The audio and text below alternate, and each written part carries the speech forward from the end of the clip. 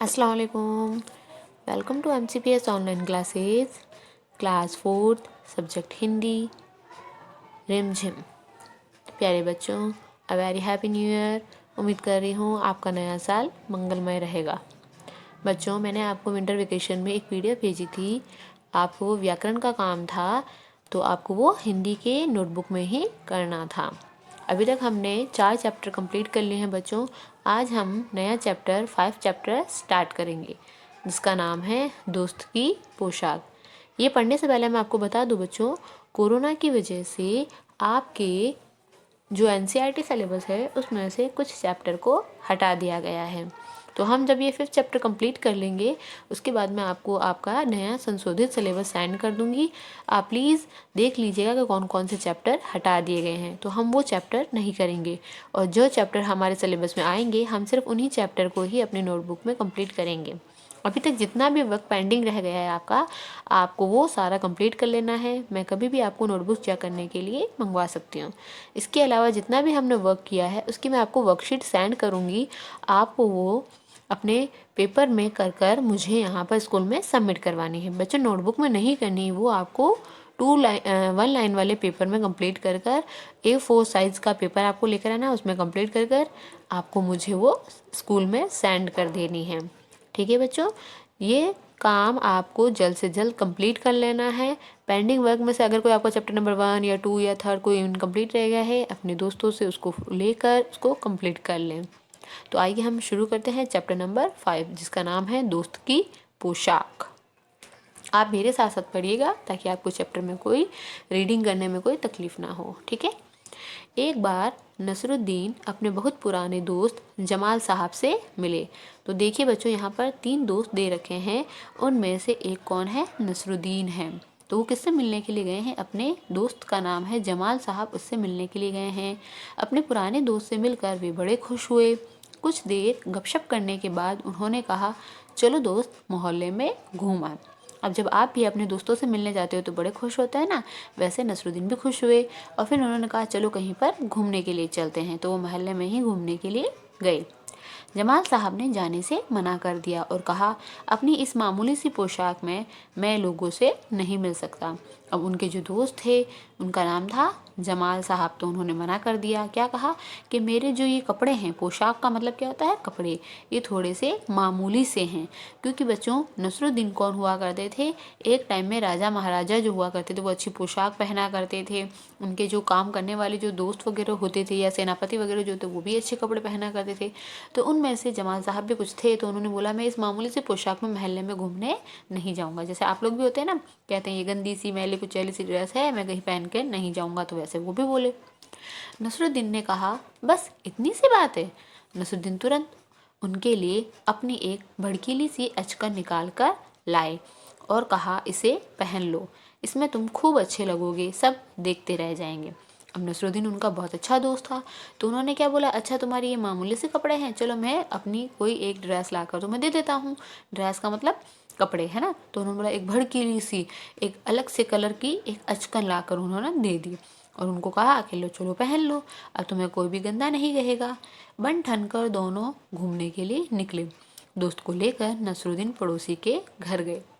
अब वो घूमते घूमते मोहल्ले में कहाँ चले गए? अपने दूसरे जो दोस्त हुआ करते थे उनके पास चले गए।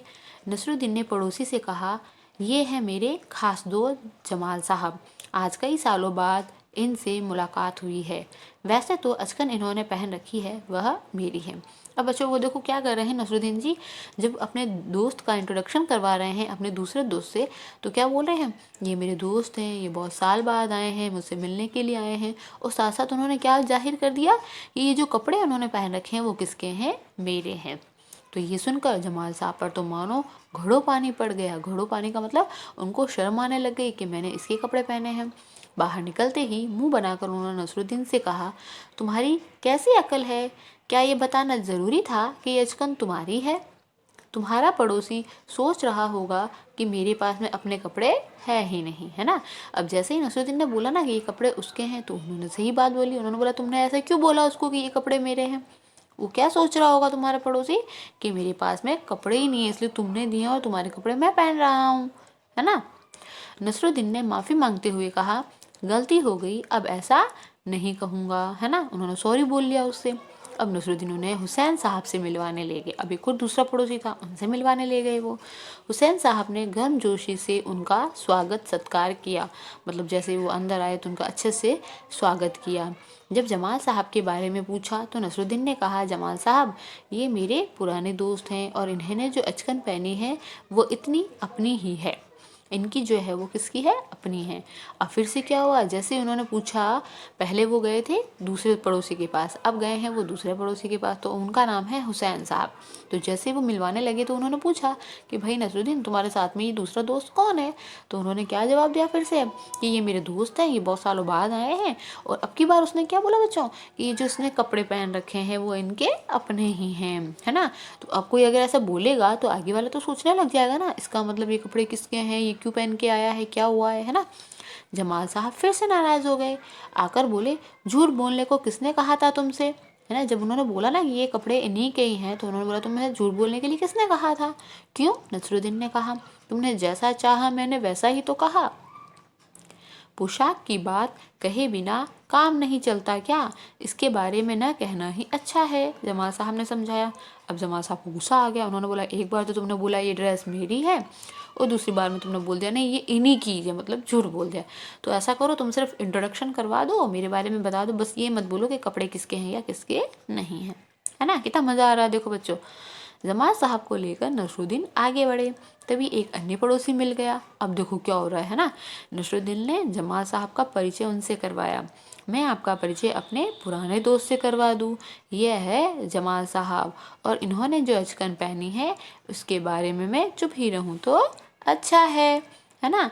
अब उन्होंने देखो फिर से मजाक कर दी, क्या कहा बच्चों कि ये मेरे दोस्त हैं, ये बहुत साल बाद आए हैं, ये मेरे पुराने दोस्त हैं।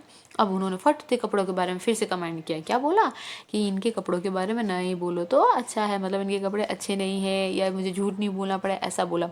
तो आगे वाला जो दोस्त था वो क्या सोचेगा, यही तो बोलेगा कि भाई इन कपड़ों के बारे में ये क्यों बात कर रहा है। कहने का मतलब यह है बच्चों कि नसरुद्दीन जो थे वो बहुत ही मजाक के किस्म के थे और आगे वालों से मजाक भी कर दिया करते थे और वो दिमाग भी बहुत चलाते थे। जैसे हमारे बीरबल जी है ना, अकबर जी के बीरबल, वैसे ही नसरुद्दीन भी बहुत ज़्यादा दिमाग चलाया करते थे। तो एक बार अपने पड़ोसी को कुछ बोला, दूसरी बार कुछ बोला और तीसरी बार तो मजाक करके वो बात वहीं छोड़ दी। ठीक है बच्चों, हमारे ये चैप्टर यहाँ कंप्लीट हो गया है। आप इस चैप्टर को 2 बार रीडिंग करिएगा ताकि आपको ये अच्छे से समझ आ जाए। अल्लाह हाफिज़।